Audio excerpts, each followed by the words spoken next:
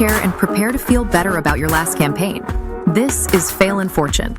Epic fails, unexpected feels, and tabletop truth. Podcasting is supposed to be smooth, right? But let's be honest, behind every polished episode is a mountain of chaos. Tech fails, and did that just happen? Moments. Today's guest, Nathan Lurz of Reckless Attack, has survived mic meltdowns, botched edits, and the kind of production disasters that make you question your life choices. So if you want to hear what happens when the mic betrays you and how to turn those disasters into something magic, you're in the right place.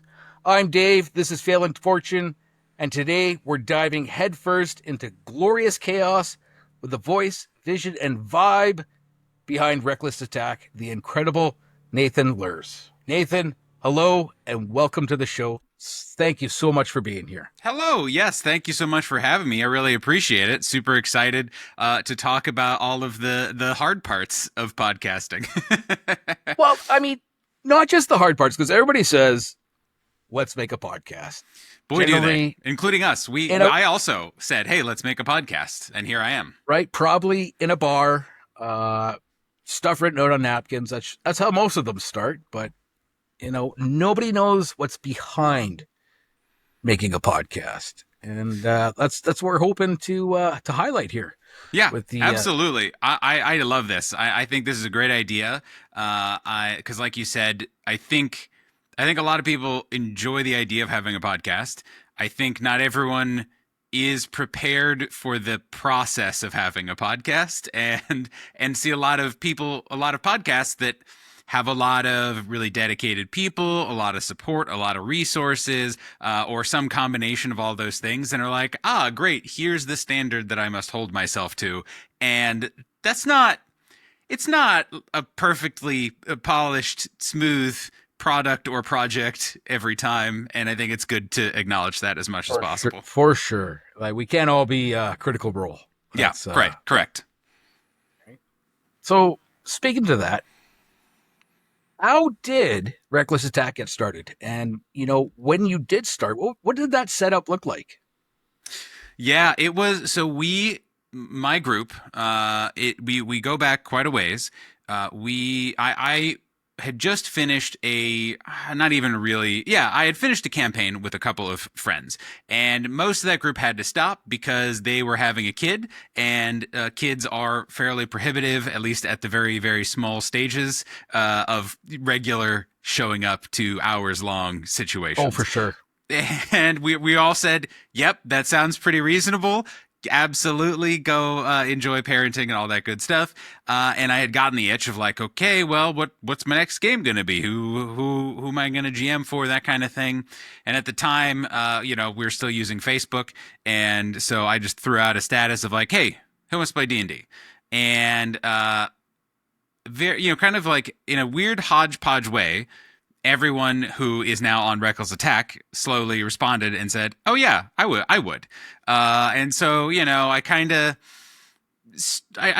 was like, okay, I'll try it. I knew a little bit about some of the game styles for some of these people. I wasn't sure if we were going to mesh. But it's like, I love running for people, even if it's not a 1-to-1 perfect play style match. What's the worst that could happen is I'll plan for 1 to 3 sessions, and it'll be a great little thing that we had, and then we can move on if it doesn't work. And then here we are, like 8 to 10 years later, still meeting essentially weekly, playing Dungeons and Dragons. And yeah, we just kind of had a really great campaign, and it was really, really meaningful and perfect, and just such a great time. And eventually, I kind of got the idea of, hey, let's start a podcast, as we said previously. And I had always been interested in that as an idea. That's how I got introduced to the hobby, was through podcasts and actual plays. And I always thought it would be interesting, but I'm also a very anxious, hypercritical, everything needs to be perfect kind of person. So I had never really found a good fit, right? Of like, I feel like I can be vulnerable and take the jump into making something for public consumption, let alone something for like my friends to consume. And when it kept gnawing at my brain. Hey, this seems interesting. Like, this group I could see myself working with. This group I could see us putting together something that I would be proud of and excited to make. It meant something to me. And so I kind of approached a couple people. I soft pitched it, and eventually we said yes. We were all gearing up. We were going to start recording, all that good stuff. We did tons of world prep, and then we were ready to launch in, I think, about April of 2020. That was the plan. We didn't.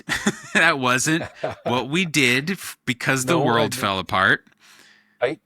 And so we're like, okay, cool. Cause we really we knew that our strength was going to be, our chemistry, kind of like working, having played together for a long time, being friends, that kind of stuff. And so we're like, go ahead. Did they start out like from the face group? Were they friends of friends, or just it's in the group and people replied?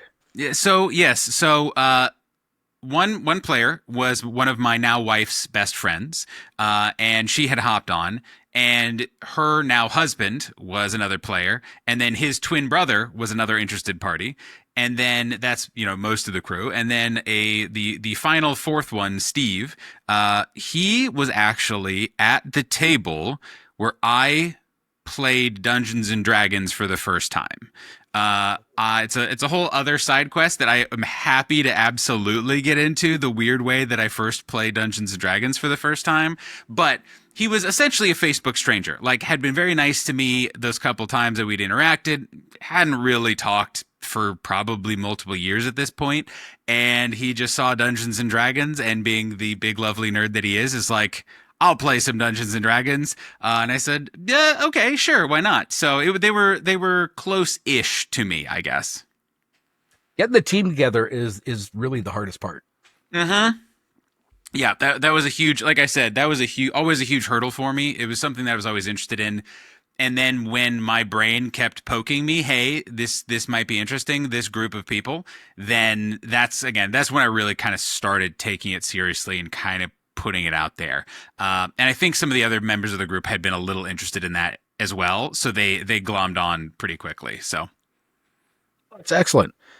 And what did it look like at first? Like, I know when we started Arcane Dice Podcast, it was like 5 of us around 2 blue snowballs at a table, just hoping everything recorded. Yep. I think to our credit, and as a testament to why we have been pretty successful comparatively, to most podcasts, because like I think the statistics are something like, this is preposterous, for like 3% of podcasts get past like 6 episodes, and like similar numbers get like more than double-digit listeners, like that kind of stuff. I think we are very, very lucky in that we had a lot of people who cared a lot about doing things well. That was always our standard, is we wanted to be proud of what we were doing. And so we, as we were kind of wrapping up our previous campaign, were starting to experiment a little bit with mics and a little bit around sound design. And I had some opinions, having listened to a lot of podcasts, of like, okay, here's what I don't like in podcasts. And we should be shooting for an hour episodes, I think. And we should, it should be sound designed like this, but not like that. And here's some examples. And everyone else did too. And Jonathan and David, 2 of our cast members and our main editors and audio technicians, I guess, worked their butts off to get really good setups, to soundproof studio rooms, to get good mics, to have a good editing process and, kind of editing software, that kind of stuff. So to be honest, we did multiple dry runs ahead of time. Highly recommend anyone who's looking to do a podcast, record some fake episodes. It's really nice. It really helps a lot. Like, you can listen back and say, oh, that's not going to work. I don't want that to happen. Yeah. Really, kind of by the time episode 1 came around, we had a full setup. We had mics. We had, again, it was all soundproofed. Everyone had their own mic, individual tracks, all the good stuff. And I know that Jonathan and David have streamlined a lot and worked to kind of keep refining stuff. But kind of for us, and again, in a way that I think shows in the quality of our early episodes, we pretty much came out with something that was pretty quality from the jump. So something that I'm forever thankful and proud of for our show. Oh, for sure. I'm way behind. And I've been a fan. We have a lot of Reckless episodes. Attack. We have a lot of episodes. So that makes sense. And I've been listening. It's been a while. I got a stack of podcasts that I've been ignoring for like a year or two. That's the curse of being in an actual play, though, is you go from, oh my God, there's so many great actual plays. I'm listening to 4 shows a week and I'm thinking about all this stuff. And then time passes and it's like, I have brain space for my show. The end of list. Yeah, right. So sometimes, right? Like long drives, that's when I can get them in. But I mean, those sometimes are far and few between. Any early mistakes that you still cringe at? So early on, I think, honestly, I've told our group this a lot. I feel that there's very little about our first handful of episodes that I would change.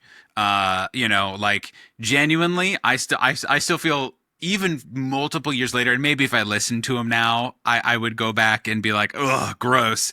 But in my memory and recollection in my heart of hearts, genuinely, I think we're doing pretty good. I think the big thing is the mistake that I think we made, and kind of by extension, I as GM and showrunner and kind of creative director person, is I think we didn't do a good job early on of figuring out how people liked to work, how people like to be talked to about their work and about other people's works, and about consistently checking in about our expectations and our hopes and our motivations and that kind of stuff.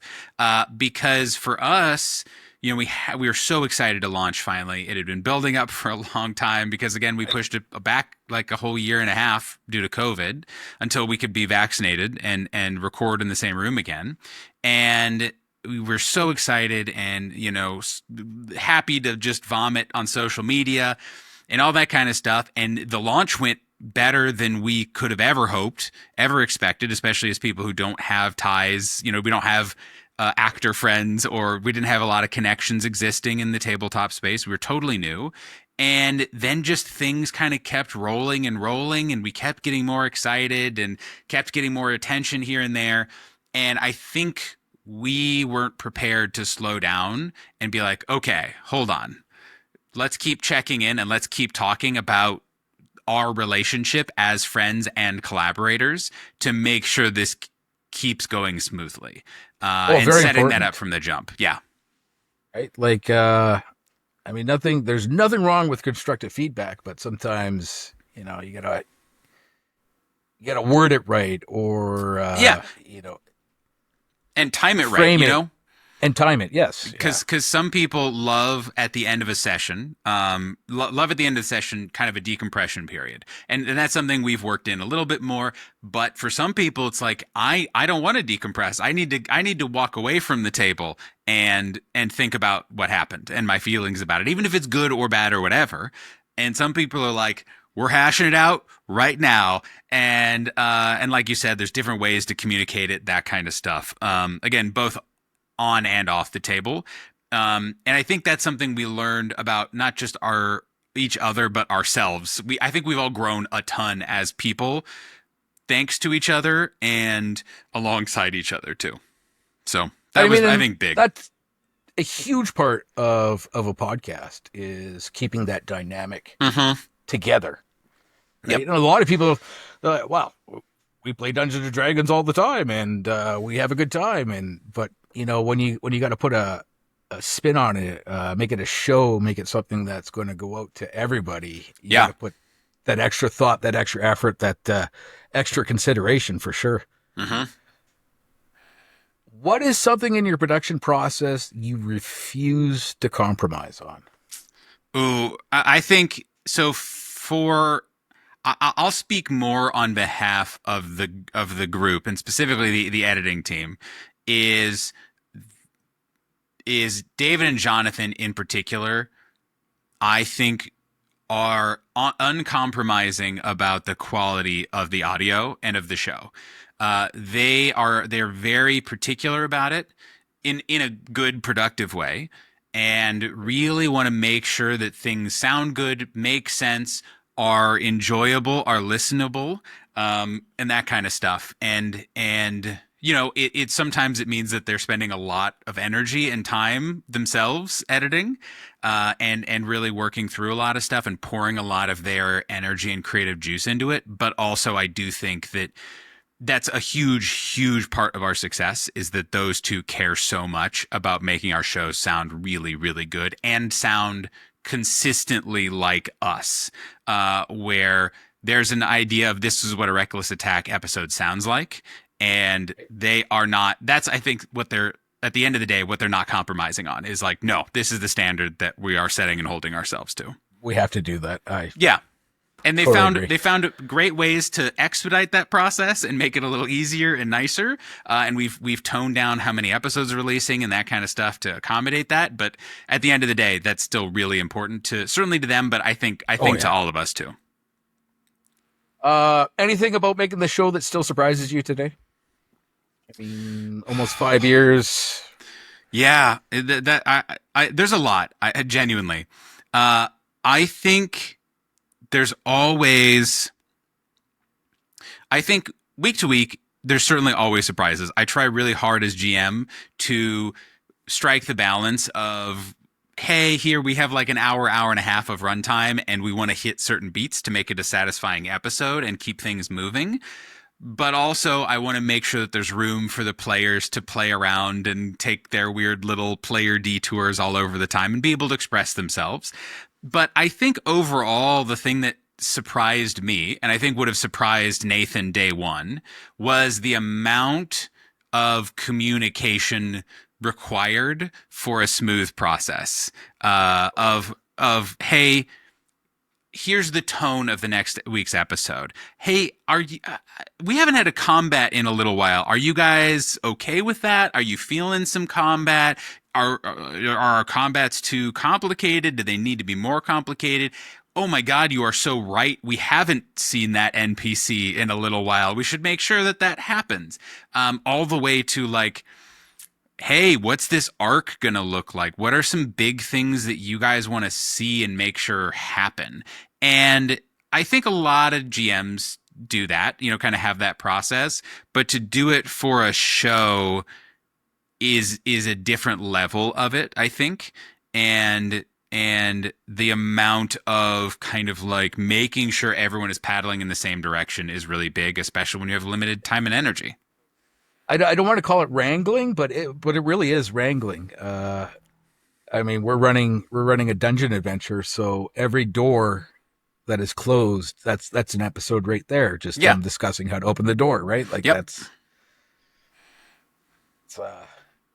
all part of the process, I guess. Mm-hmm. It just gets really zoomed in on being part of a podcast. Yeah, exactly. Like it's fine if you spend half an hour deciding what to do next at a meta level in your home game. True, like it absolutely is. In fact, it's probably very good, and it's a good time and place to do it because you're still probably having fun and you're cool. That's the bathroom snack break and that's whatever. And some people can kind of tune out for a while and be like, I don't care. I just want to roll my dice. But in a podcast, you have to be sharp. You have to be on. You have to be ready to perform. And you don't want to spend 3 hours recording a 1 hour episode because it's tough. It's a lot harder to edit. It's a lot harder to perform for. And it just helps so much if you can just make sure everyone's kind of ready for what's ahead. Exactly. So this is called Fail in Fortune. Yes. So obviously we got to get to the fail part. Oh, yes.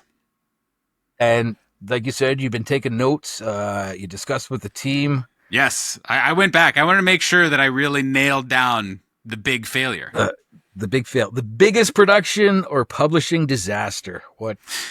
What do you hit me with? So we have a bunch, and I won't go into all of them. But anybody who's got a podcast does, right? Yes, exactly. And I list these only because only in the spirit of what the show seems to be, which is like acknowledging a lot of hard stuff happens.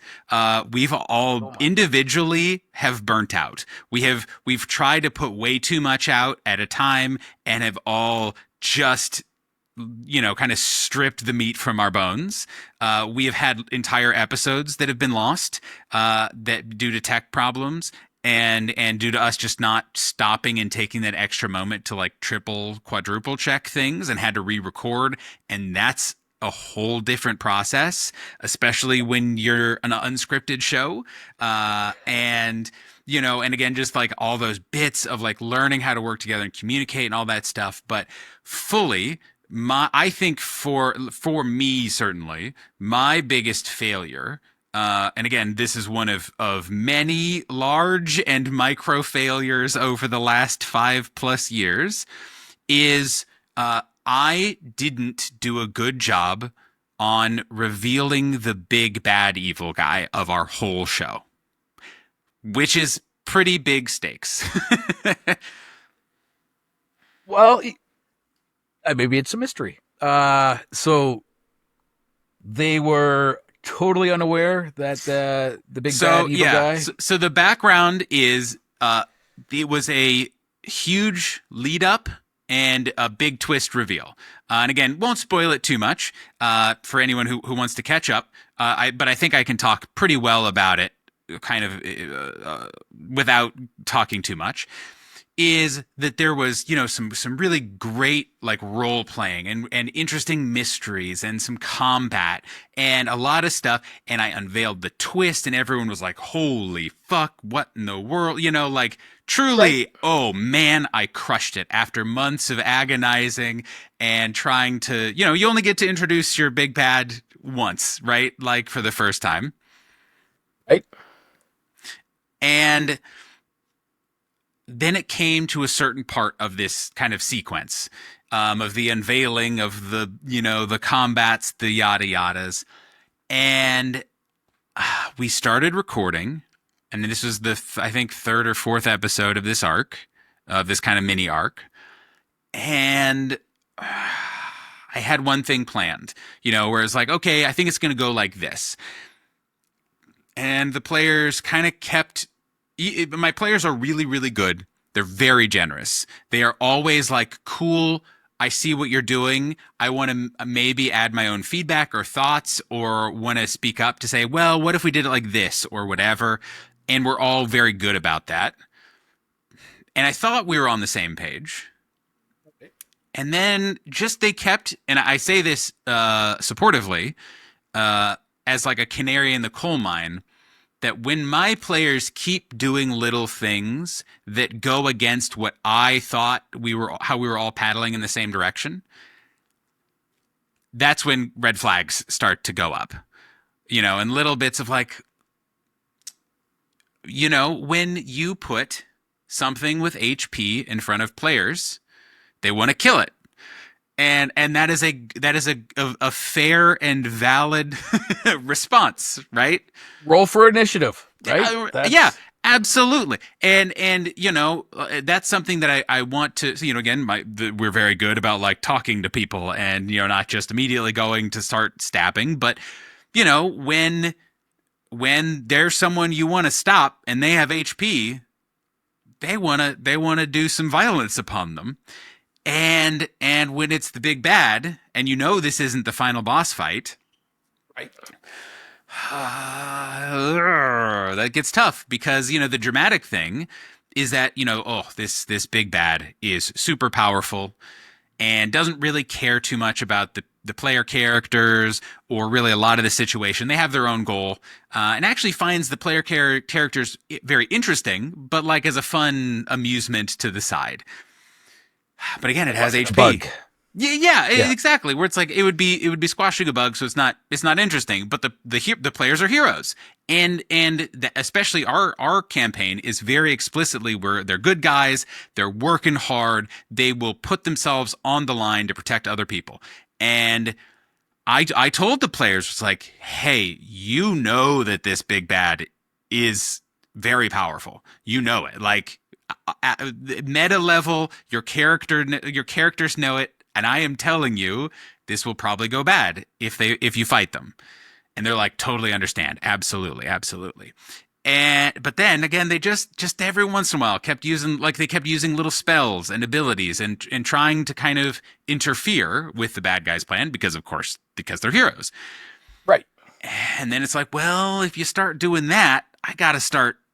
Like, I realistically can't not use my 9th level spell slots, like, it does make it, right? Yeah, exactly. And it, just kind of came down to essentially the players were feeling like my characters would try to make this happen. Like, and not in a toxic way, not in the, it's what my character would do. Yeah, it's not that at all. But they're like, I just can't and they're so good. They're so flexible. They're so good at finding ways to make their characters find motivation to do stuff. You can't let evil go unpunished. Yeah, but you can't let the bad guy do the bad thing in front of you. Like, of course not. Of course not. And everyone wanted to do their own kind, and so we ended up stopping recording. We just fully are like, all right, that episode's kaput. Like, we are so far apart, and not just me and players, but me and player 1 and player 2 and player 3 and player 4 all had different ideas of what was happening, what should happen, the vibes of it. And it was, we just couldn't come to a space around it in a quick time, and so we had to just stop recording. We had to stop. We didn't play the rest of the night. We sat there, we brainstormed, we talked for a whole other week about it. We came up with all these other workarounds. And again, even like everyone had their own idea of how this story was supposed to go. And we had to just be like, and I as GM didn't do enough ahead of time to make sure that everyone agreed that, hey, this seems good. Does poke holes in this? What are your thoughts? And so again, we just had to scrap the whole thing, and I had to go back to the drawing board entirely for at least a week. I think maybe longer. I think at least a week though. And just, like had to rethink everything. And I think we came up with something really, really great because of it, because we were all collaborating, because we found a story that we all agreed on and were excited about, and still did the things we wanted it to do. But until then, it was tough. Yeah, I mean, and it's totally different. Like with a podcast, I mean, depending how much of your story you're going to tell or whatever, like regular campaign, TPK, it happens for sure. Let's open this book. When you've built this whole world, you're telling this whole story. It's hard to throw a TPK in there. But is that a possibility still, or is it something you're totally trying to avoid? For us, I think for full TPK, I think at that point, I'll put it this way: I have ideas percolating in my brain in case something truly goes bad, and the players all think it would be narratively interesting. But at the same time, because we're a show, I still have stakes. Like, there are still stakes. Yes, there has to be, but at the same time, I think we and a lot of our listeners are very invested in, hey, how does this character's story end? And sometimes, obviously, a finger of death is how it can end sometimes. But right. I think that there's so many other stakes that you can have, and I think that that's a big part of maturing as a GM is finding, it's the old trope of like players handing you a bunch of knives and telling you, hey, stab me here, where it's like, at the end of this big bad fight, I still found a way to stab the players and make them pretty upset at this bad guy that had nothing to do with hit points or how the fight or the mechanics or whatever. and our players have a whole city that they're protecting, and people they care about, and hopes and dreams, and all of those can be threatened without kind of a TPK. And again, if I get a TPK, cool, we'll figure out a way around it, and I have some ideas, but like you said, it's a delicate balance. It can be, yeah. So other than that episode that was stopped recording, I know you kind of mentioned it. How many other episodes have you pulled because of an issue?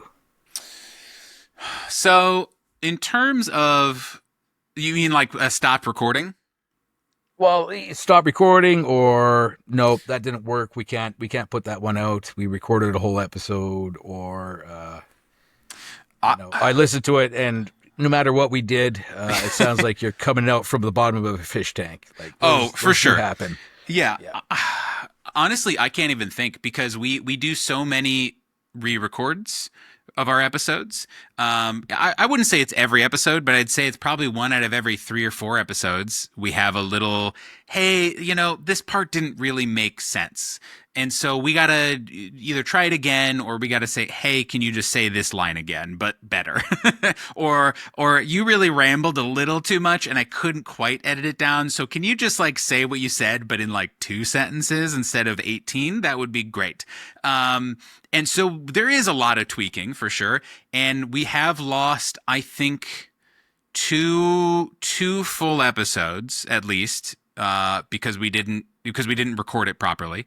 It just got corrupted, and so we had to totally restart it.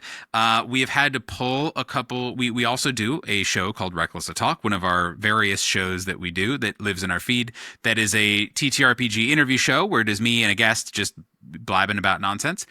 And we've had to pull a couple of those because people have shown that they were not safe members of the community of the TTRPG kind of space. Yeah. And, it was like, well, we don't want to really platform those people right now until amends are made, right, and that kind of deal. So yeah, it's tough to say. Again, we haven't, there are very few times where we have said, oh, there's nothing in this episode that is not salvageable, other than, again, technical difficulties, that kind of stuff. But we've had to rework a lot of episodes. We've had to be like, the whole back half of this one didn't work, so let's just like try it again like it never happened, and let's do it differently, and let's try this, and this, and it'll still be new and fresh and whatever. But maybe we can't do like the full just sit down thing that we were hoping to do. So yeah, it happens a good amount, I would say. Heavily edited is what you would say. The beauty of a pre-recorded product and an edited thing. I think we do a good job of preserving the feeling of being around the table. But I like to joke that we just edit out all the dumb, bad nonsense parts of the arguing, of the drinking sounds, of the whatever, to just keep it moving forward. All right. I saw on Blue Sky the other day, maybe it's fresh and still hurts. Thunderstorm, something about possibly losing the whole episode, power outage. We were very lucky. We did not lose the episode. So yes, there was a huge thunderstorm happening, and the whole block lost power, and it was just for a moment. But the computer that all of our microphones are hooked up to would not turn back on. Just wouldn't turn back on. Full desktop, which is alone. You don't want your desktop to not be able to turn back on. That is a harrowing, bad thing, regardless of a podcast being connected to it. And so we couldn't even check to see if the recording had been messed up. So we were all just waiting around and like twiddling our thumbs and being like, hope it comes back up. Like, I hope that we can record a podcast again. Hope your whole setup isn't just trashed, I guess, and blown. And we ended up, luckily, we ended up, I think it was just like had, tripped a breaker or whatever. And, we flicked a couple things. It came up, and luckily it had all saved from where we were, and we lost like a couple minutes, but thankfully we didn't have to totally just call the night a wash. Rebuild an exercise. Yeah.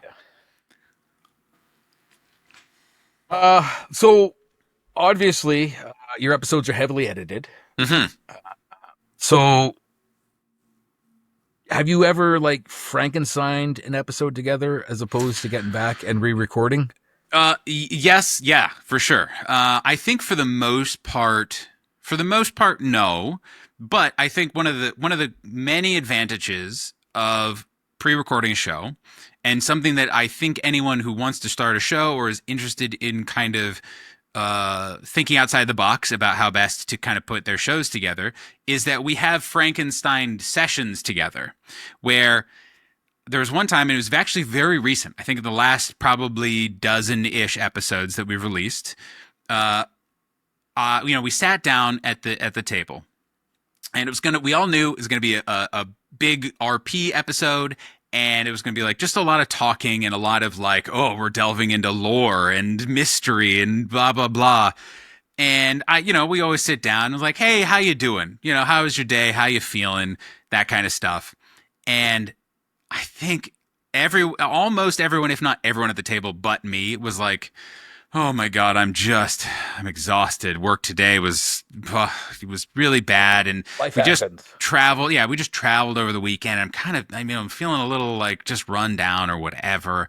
And I could just tell it's like, this is a big episode. I want to make sure we do this right. And that everyone's able to have fun with it and engage and be energized. And it became very clear. It's like, I don't think these players are like up for this. And so I was like, hey guys, would you like a combat episode instead? And, just because like, cool, you're focused for, 30 seconds at a time to talk about your turn and go from there. And, it's high energy and all that kind of stuff. And they're like, you know what? Yeah, I would. And I was like, cool.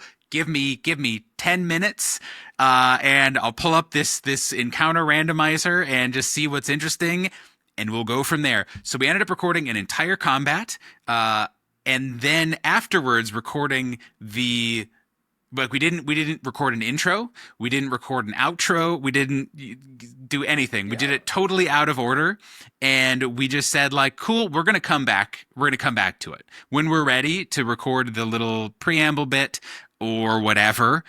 And it ended up being essentially we recorded parts of, I think, 3 to 4 episodes all out of order. And we're just like, cool, we will know how to Frankenstein them together later. Yeah. But we were being realistic about like, where are we at today?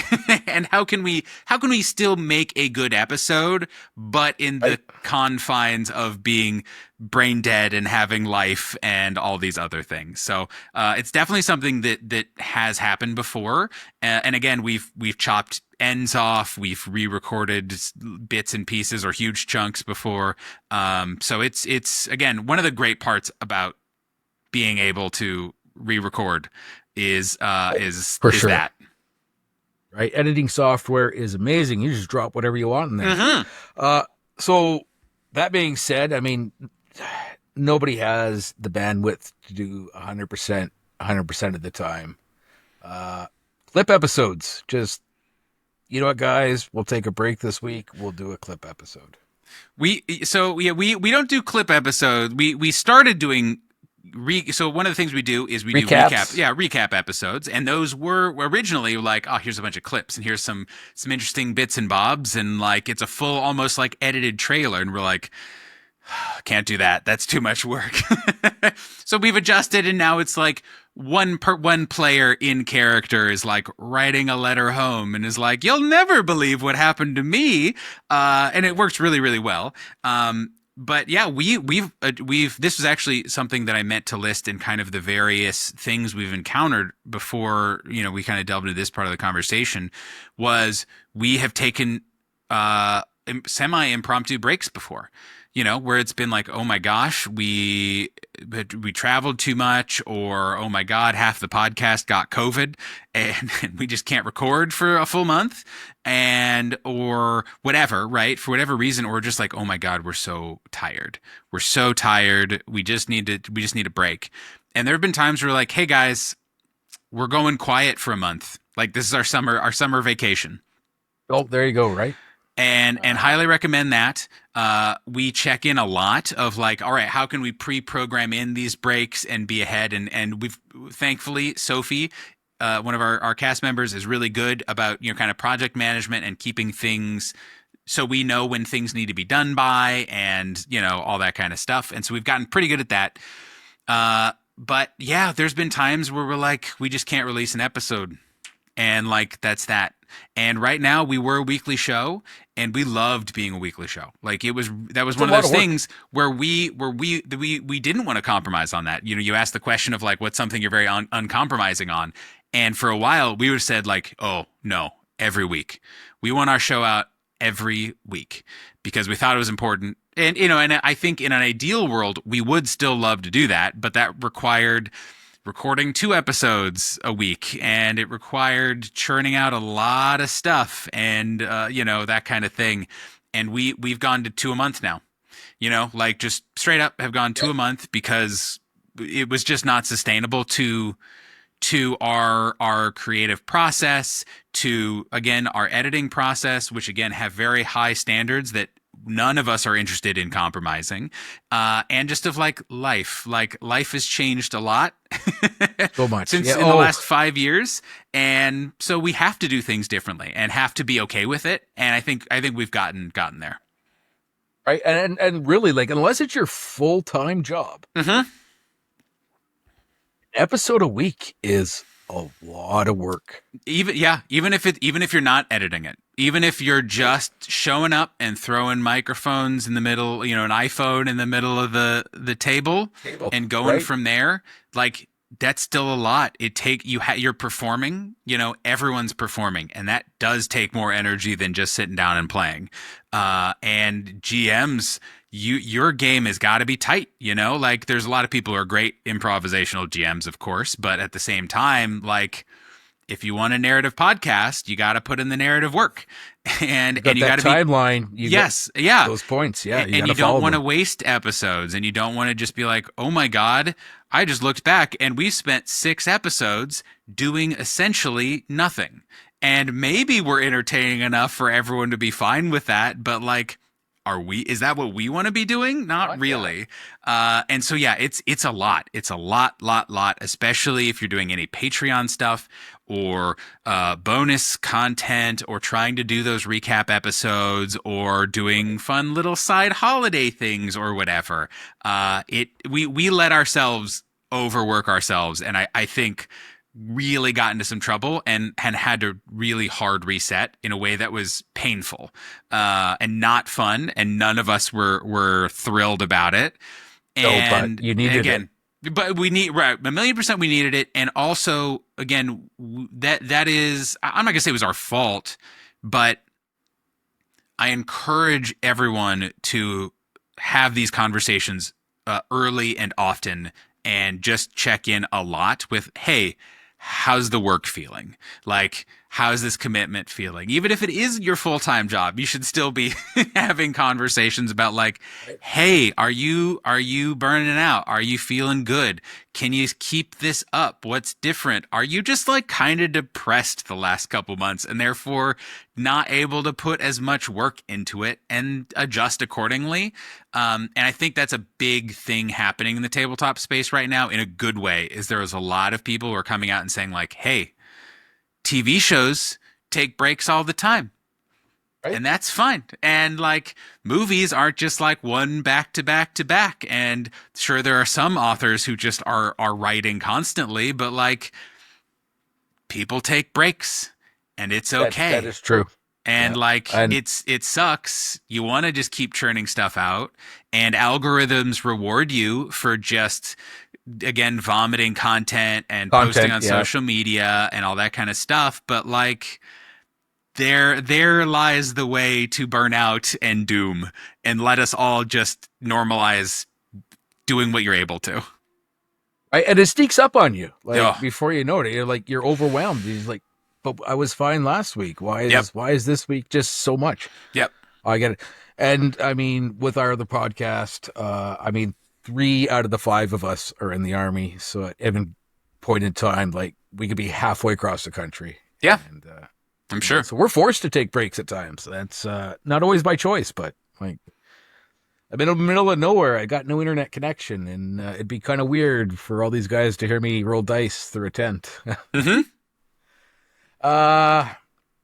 Any blooper become a fan favorite content or anything like that? We very often put bloopers at the end of our episodes, just usually little snippets. I think probably the most frequently referenced one is, because a lot of it's just like, flubs or nonsense or just side conversation, is the recurring bit that one of our cast members during sound checks will just say butts over and over, and that is her contribution to the sound check.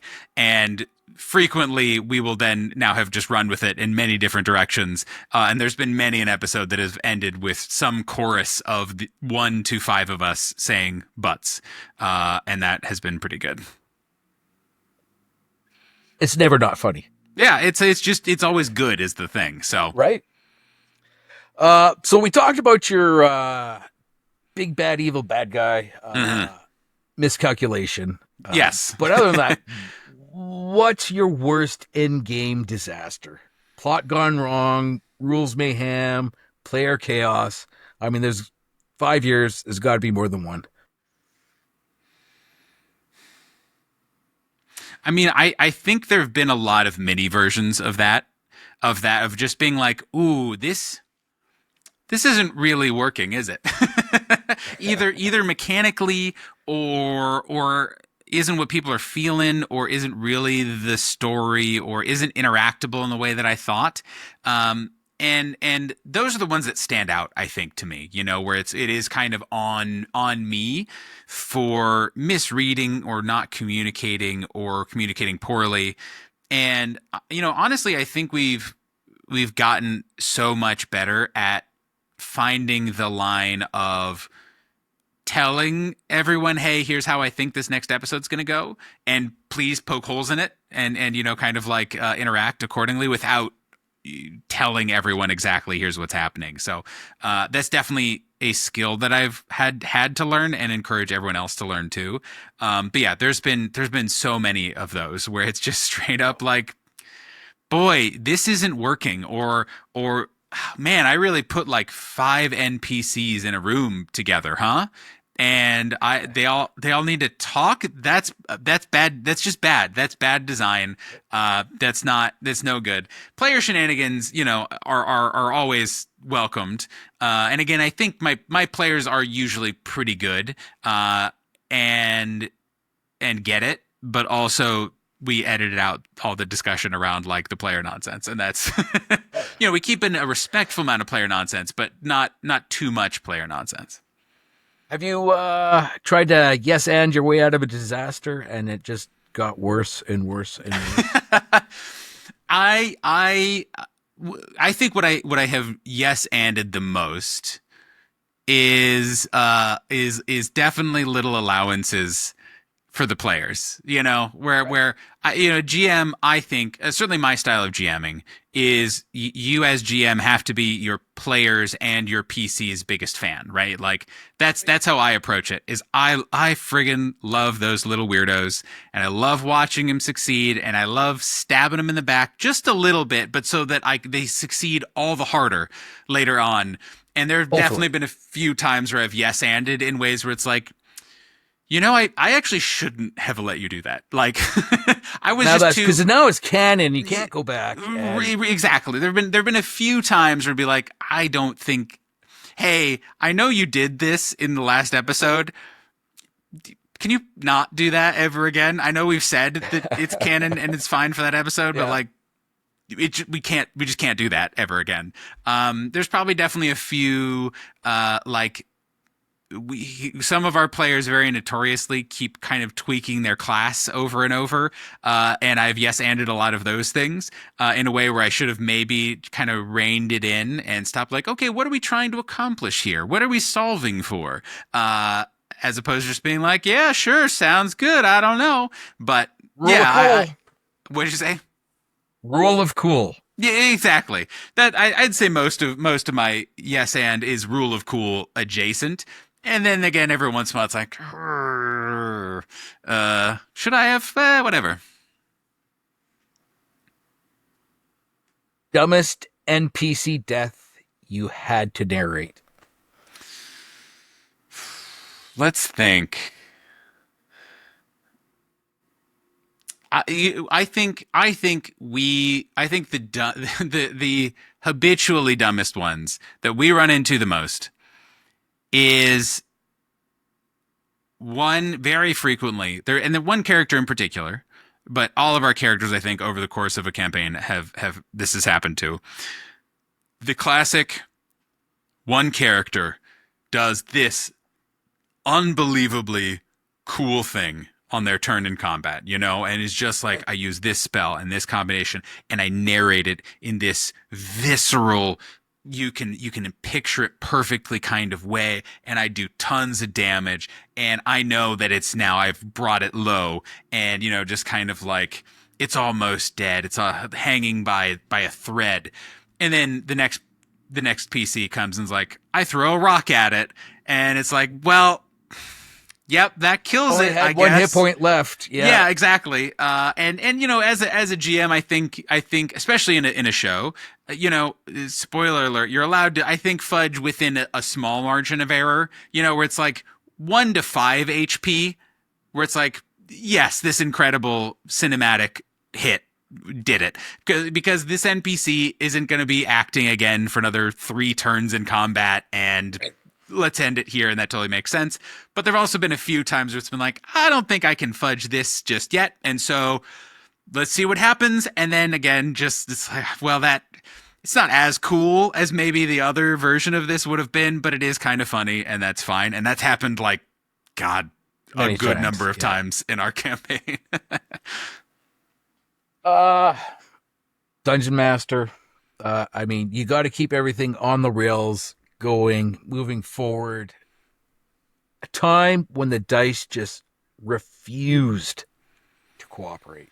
Oh, man. We're going through this right now a little bit. There was a big skill challenge that the players did very badly. And badly to the point of like, oh, I had prepared for it going badly, but I don't know that I prepared for it going this badly. And now I gotta go to the lab. You know, I gotta take these results back to the lab and figure this out. Because this is pretty bad. I did not plan on this complete failure. Yeah, it's the completeness of the failure, I think, is kind of what the rub was. But there have been tons of times, you know, it's also again the classic GM. Oh, I have this awesome bad guy or trio of bad guys, and it's gonna be a memorable fight, and I'm gonna humble these PCs. Like, they're gonna win because that's how the math works. But like, oh, they're gonna feel it, and then it'll be like, oh, I cast plant growth, and none of your guys can move. I didn't expect that. Okay, well, I'm gonna try and move. Oh, I failed the roll, despite my +9. Oh, I fall down. This guy falls on his butt. Oh, okay, cool. Yeah, that's the fiction that I kind of had in mind. Or, you know, just there's been a lot of those of like, oh my God, I missed 3 straight attacks. Okay, great, right. Sure, whatever. Or you get one guy and they all cast fireball.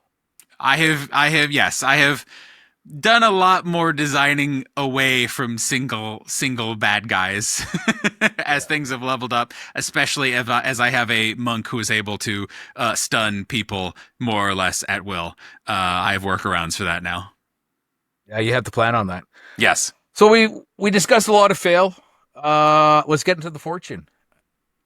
Favorite, unforgettable, emotional, or magical campaign moment? God, there have been some good ones. I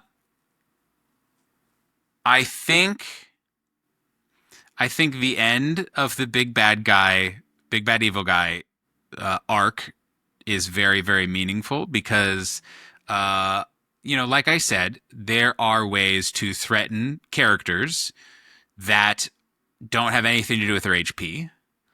and I found a very good knife to stab in the back of my players, and they were 100% committed. They're like, "Yep, that does hurt. I don't like that.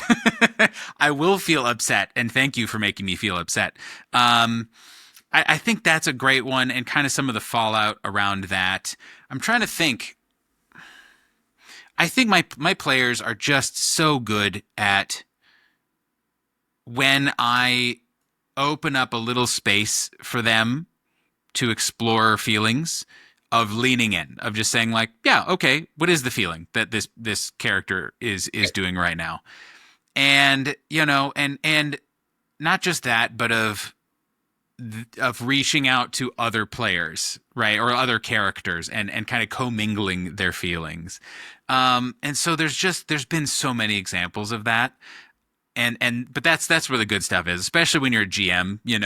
Certainly it's always satisfying to be like, oh my god, that story beat was so cool, or oh, this NPC was awesome, or oh, this villain was incredible. But I also think my favorite parts are definitely when I have set things in motion and created a space for the players to feel vulnerable and be like, I am going to not just feel my feelings, but I'm going to feel this other character's feelings, and I'm going to engage with the other characters through my characters and all that kind of stuff.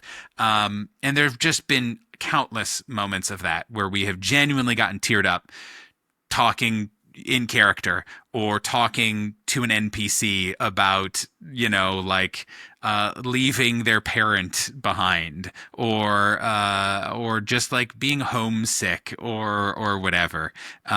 So yeah, that's when the success happens, I think, for me at least. Now, did you know, like, when these things happen, like when you open up these spaces, do you automatically assume it's going to be impactful, or is that just something that just organically happens? Yeah, I think it's a little of both.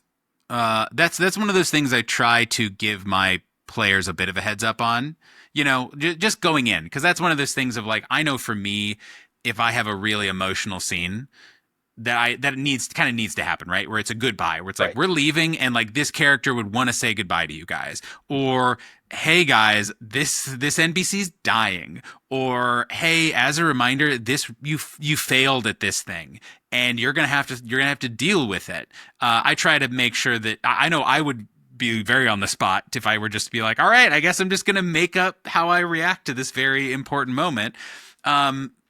And so I try to give some heads up sometimes, but I think right now I have just played with this group of people for long enough that I know more or less when they're gonna respond to something. I know that when I put this sort of thing in front of them, and make them feel confident and supported, and like they can just try stuff, even if it isn't perfect, then usually they will. And I am forever grateful and thankful for how much trust they put in one another, and in me, and in our listeners, and in our kind of shared story, that they'll knock it out of the park. So it's a little of both, but I now just have so much confidence where it's like, all right, go feel something, and they'll be like, cool, thank you for this opportunity to feel something. I'll go ahead and do that now, and it'll usually work. Right, and then like you. I mean, because they're not all going to be like magical. So do you know when you've nailed something special, when you've hit that magical moment, or is that something that comes out later, maybe in editing or revisiting or anything like that? Yeah, I feel like I can feel it at the table. I think everyone can, at least on our show. And it's just those times where everyone is quiet and paying attention, and kind of locked in, whether or not they're in the scene or not. And it is just a sense of freedom and connection, and of just true responsiveness. And I think any time that happens, whether it is an emotional beat, or a goofy conversation, or or if it's like, oh, we have a huge problem we have to face, and we got to talk about it. And when people are in or out of character, just connecting with each other over the table, I always feel like that's a win. That's a fortune for sure. Every time, and sometimes are more poignant than others. Sometimes they don't make it in the episode because we're talking above the table or whatever. But when we're able to foster those types of discussions and types of moments, then I know we're dealing. Like, I know we're in a good spot, and are all feeling good about it. So, you have a magic moment. You've stopped recording. You've taken the headphones off. Like, does it continue on after? Like, at the end of that, like, that session was just mind-boggling and you all talk about it after? Or is it like you all just need to get away and just kind of decompress on your own? I think we've gotten a lot better of intentionally decompressing together recently, of just being like, hey, really quick, we're doing the stars and wishes kind of system, which is essentially where you say like, hey, here's something that stood out to me that was particularly awesome. Kudos to you. Great job, you player, or you two players, or everyone, or whatever. And here's something that, maybe didn't go as well, or I'd like to see next time, or something maybe we avoid next time this kind of thing comes up. And I think we've gotten better at that, but also definitely, I think, for sure. Like, I think we all have a good sense of, like, we were all very present in that and very connected, and we feel like we crushed it. And we can enjoy that together.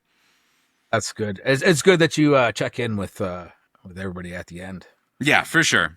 Definitely helps. Not something we did for a long time, and I think that was to our detriment, of doing that. And again, can't recommend doing that enough to other people. And especially, again, learning just what other people need is always powerful and always a correct thing to do. And trying new things to learn what you might need, and say like, oh, actually, Stars and Wishes is really good for my brain. Thank you so much.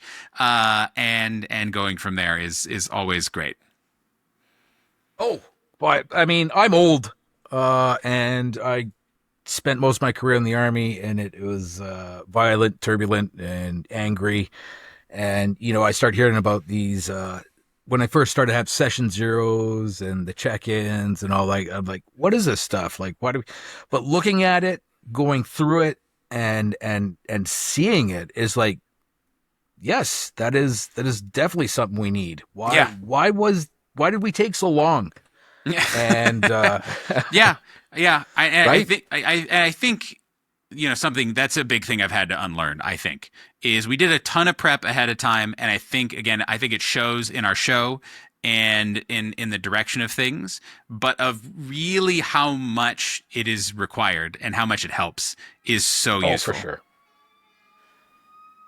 Oh, look at that. Chicago's burning down. Feedback from listeners after one of those magical moments.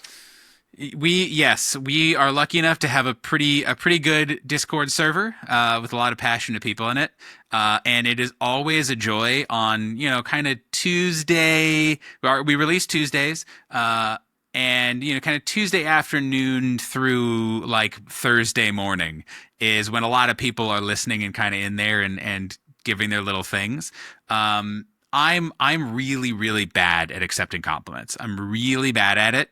Specifically of kind of internalizing them, right? Of like, I can hear them now a little bit and I can tolerate them a little bit, but in terms of actually like believing them and accepting them, yeah, exactly. All the kind of complicated feel good parts of it is still definitely a challenge for me.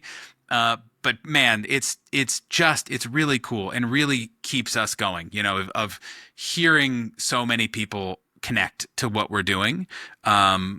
We still have a ton of fun doing it, and I think we've worked really hard to make sure it's still very fun for us. But to know that other people are connecting whether or not it is the kind of very intense moments, right? Of those like, oh man, this was such a powerful moment. And we've had a lot of those and people have really responded to them.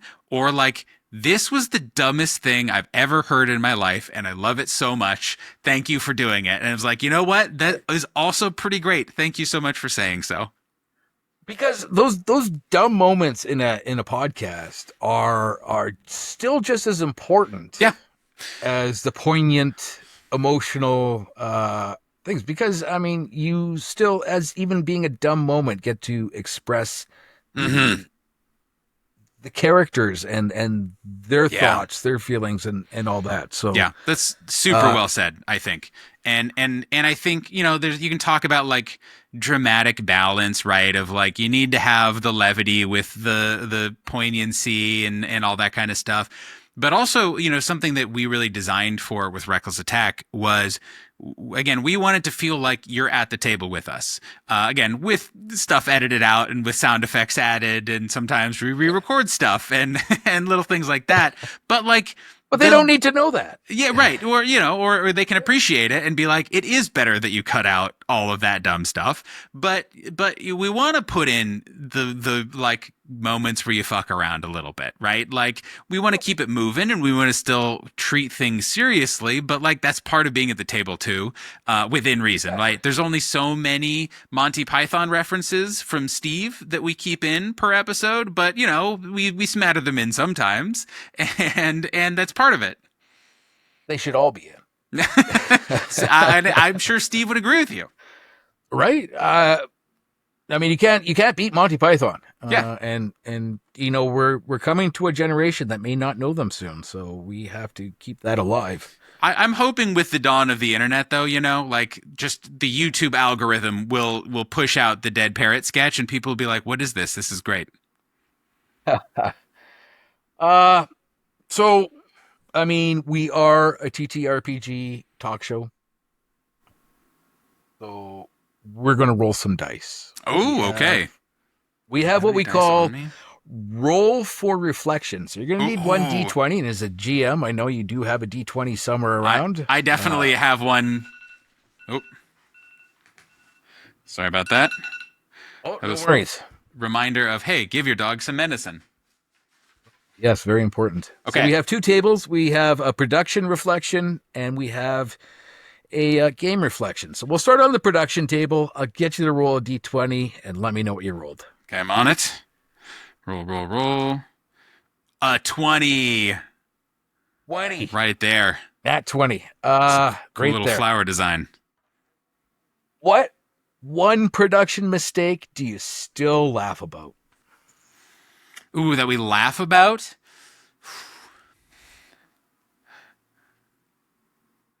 Most production mistakes were like, well, fuck.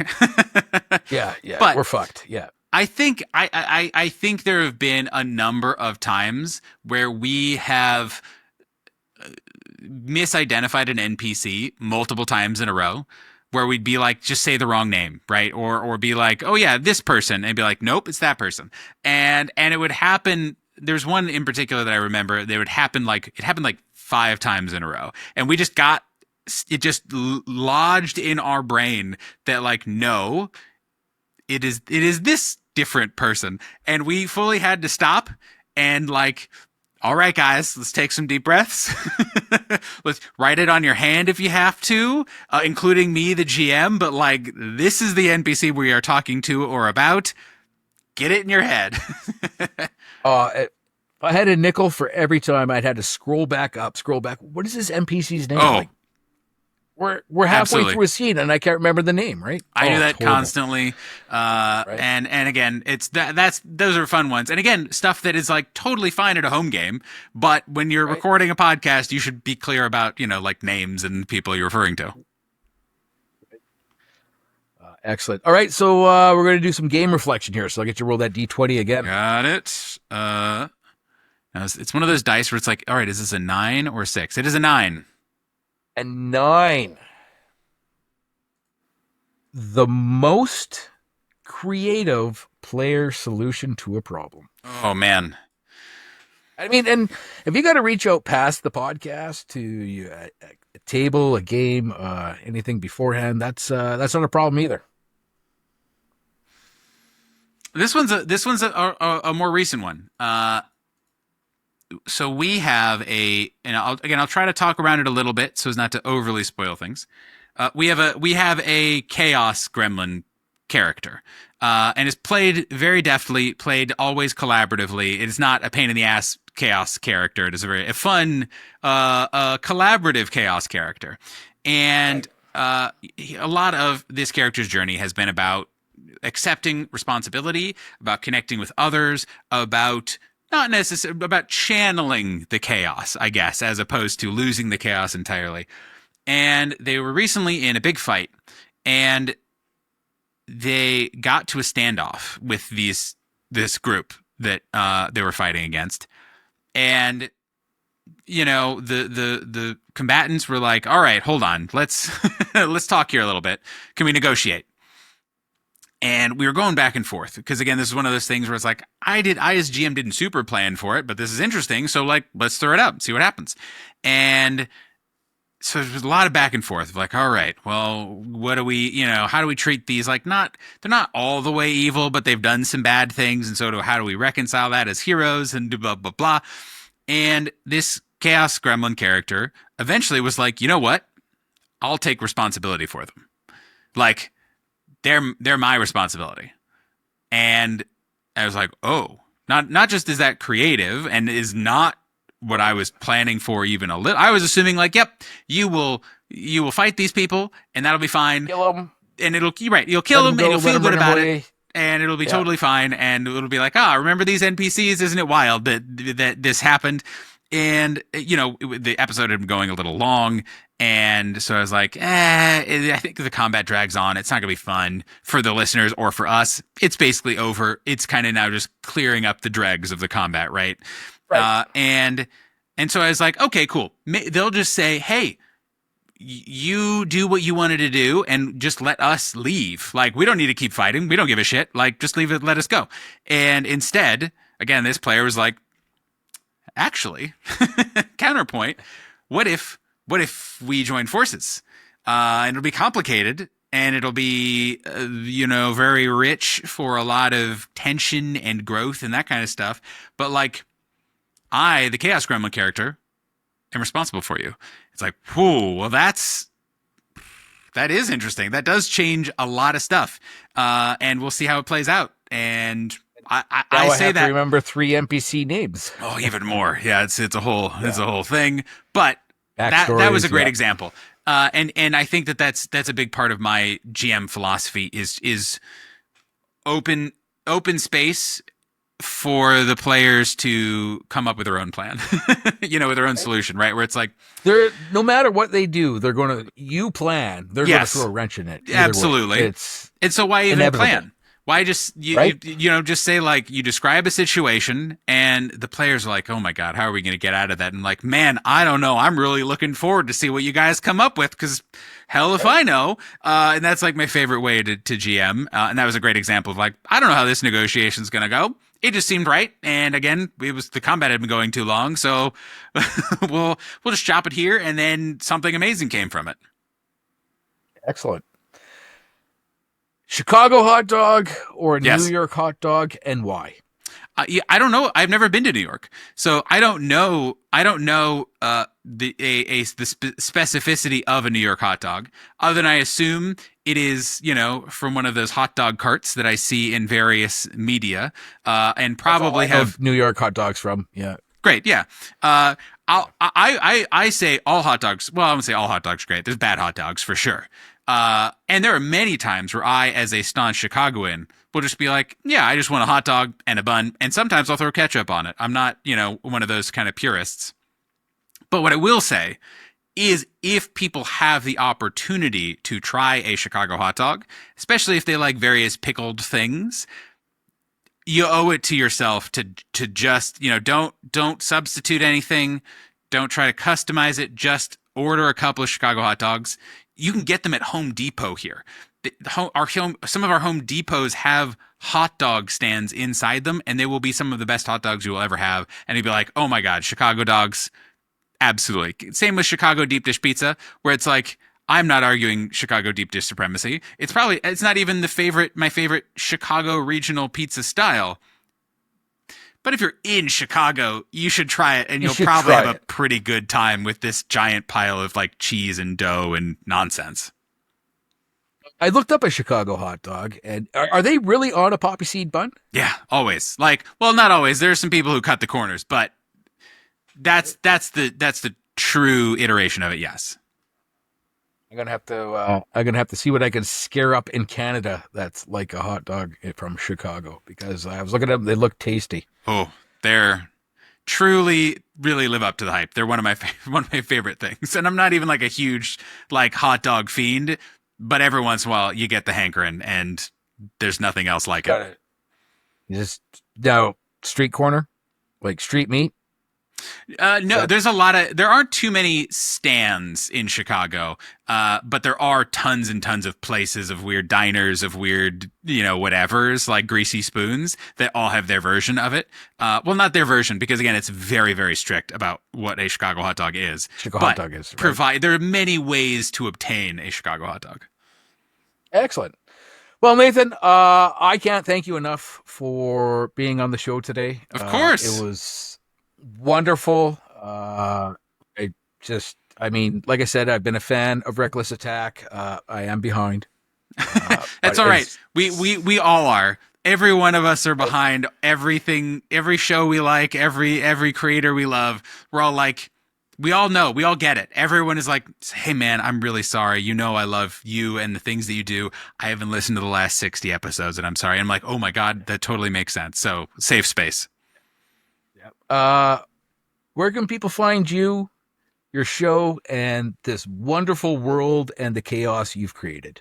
Yes, I, once again, am Nathan. I am found at most social media sites-ish, not so much on like the Twitters and such anymore, mostly Blue Sky, at Lurz Blurbs, including various games that I've designed over on Itch, though again, Itch is kind of also being annoying right now. That just exploded. It just exploded. It's a whole thing, and I hope they figure it out, because that's just very frustrating.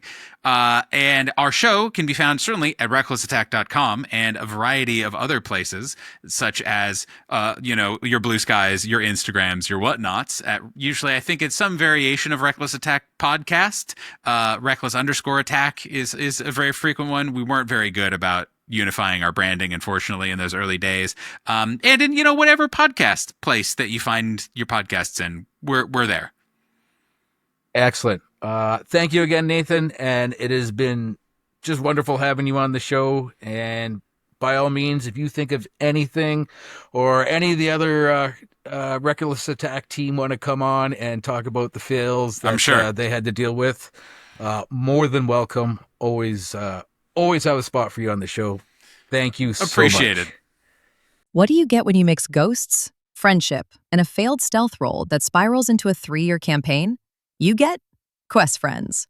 Next time on Fail in Fortune, we sit down with Kyle Decker, the brilliantly chaotic mind behind the show, to talk cartoon energy, improvising with emotional depth, and what happens when your players derail your plans with a hug. It's heart, hijinks, and Saturday morning cartoons. It's heartfelt, it's hilarious, it's haunted. Don't miss it.